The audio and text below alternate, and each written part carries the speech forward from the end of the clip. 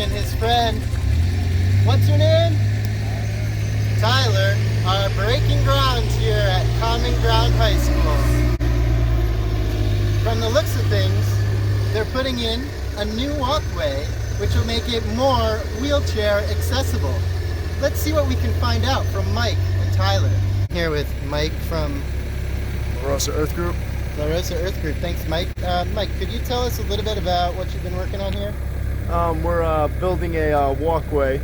So this way it's a little bit easier for you guys to grab your materials and vegetation, everything you clean up from the crops, and get it up there a little bit easier.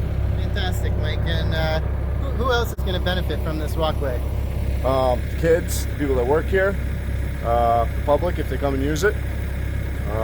It's going to look nice.